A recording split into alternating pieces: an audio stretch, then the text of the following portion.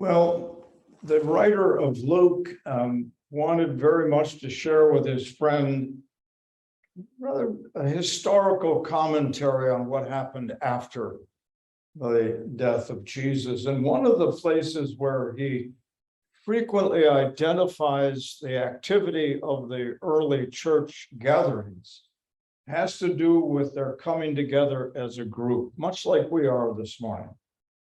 So Paul talks about his visit to one of those churches. On Saturday evening,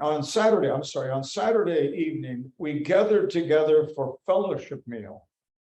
Paul spoke to the people and kept on speaking till midnight, since he was going to leave the next day.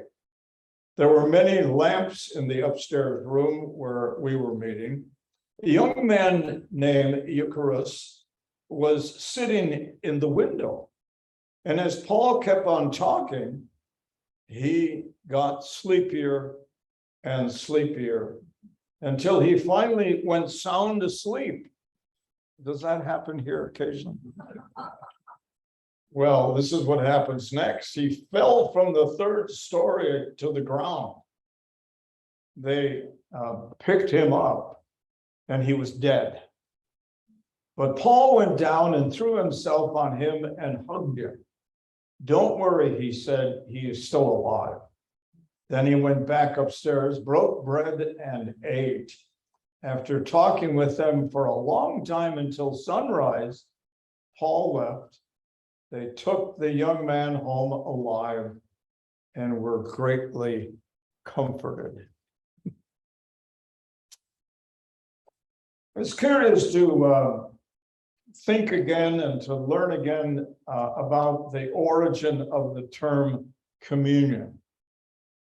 Now, there are a couple of definitions. One of them, obviously, in the Oxford Dictionary is in reference to the communion service, which we have and we are doing today. But they also identify a second term, a definition: the sharing or exchange of an intimate thought or feelings, especially when the exchange is on a mental or spiritual level. Now, it should be known that the origins of the word communion comes from the Greek word koinonia.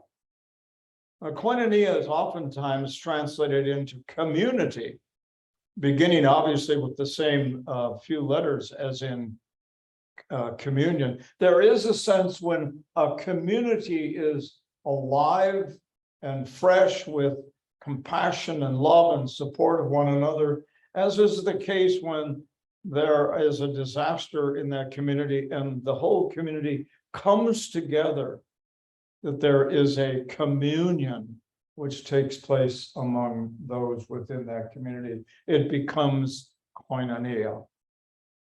When the writing of the Gospel of Acts and the writing about Acts from the Gospel writer of Luke and Paul's letters and the story about the early church and the letters to the early church, Paul, who was gifted in many languages, also wrote his letters in Greek.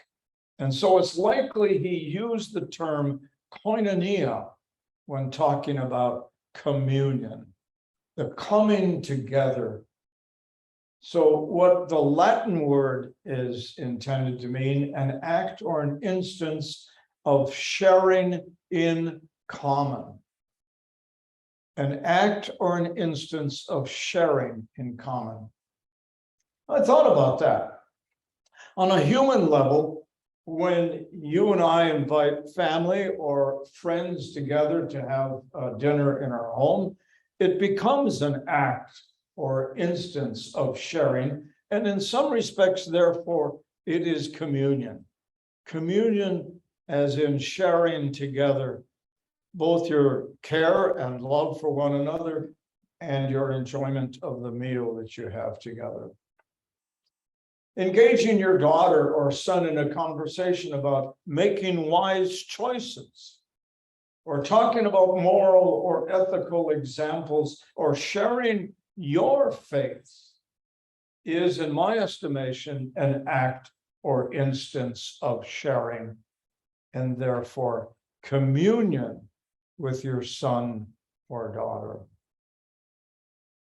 Having a conversation with your partner, the person you share life with day to day, the one you love above everyone else, is an act and an instance of sharing, and therefore communion. Those special times that you have with one another become a communion experience. All of these examples are the sharing and the exchanging of intimate thoughts and feelings, and therefore communion. A healthy and caring relationship with a friend, with your children, or your partner in life will celebrate multiple moments and times of communion each day. And I would ask for your hands to raise, have you not had those experiences of sharing with one another in that kind of special way? These moments and times of communion will include honesty, will oftentimes demonstrate tension. They are a testing of trust. They are an exchanging of needs and hopeful resolution. Oftentimes, that communion experience you have with another person include words of forgiveness as needed, and an affirmation of the value of each person, and an expression of joy. Our anthem this morning was powerful. Communion is a gathering where we receive grace. God shares grace with us. We share grace with one another. It is a moment of peace. Peace when there is discord within us or discord between us and among us. It is a gift of peace from God, and it is a gift of peace that we share with one another. It is likewise a gift of love, and truly it is an agape love, a love that is sacrificial. To be able to say, I'm sorry, is a sacrificial gift of love. A gift to say you're forgiven is a sacrificial gift of love. And it is a sharing of joy. I can tell you the number of times that we have all experienced great joy as we recognize God's grace for us, as we recognize that life is better because of God's grace, that it is wonderful because of God's grace. That is to say, full of wonder. And it is a time when we recognize that God's sharing of that grace and that peace and that love and that joy is salvation. Now, the term communion, when used to identify the Lord's Supper, began, I suspect, when the Bible was beginning to be translated from the Greek, from the Aramaic into the Latin, and then into our own and many other languages throughout the world. Communion described the sharing of Jesus and his disciples of a meal. And during that communion meal, Jesus obviously engaged in conversation about the history of the past of Israel, what it was that was important about the celebrating and the honoring of the Passover, a time of great grief and destruction, being in captivity, and the possibility of hope that they would be free again, saved from their ordeal. And then Jesus did something incredibly remarkable. The words were words of grace. The act was an act of grace. This was an instance in which Jesus decided to share in common the meal. If you read the words over again, Jesus said, take and eat, as he looked around the table, as he blessed and passed the bread, sharing it with his disciples, and then asking them to think of that bread as his body, which would be shared willingly, though with great agony, and at some moments, perhaps even some doubt, but in the end, very confident that this would be an act of love that was so incredible on behalf of God. And then he said to the disciples as he passed the cup, "Drink you all of this. Drink you all of this. Share this cup with one another."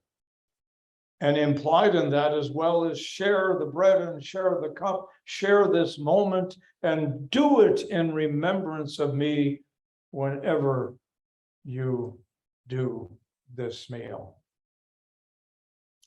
A wonderful act of sharing, a wonderful act of communion, as God shares in common this gift of love offered by our loving, gracious, and forgiving God.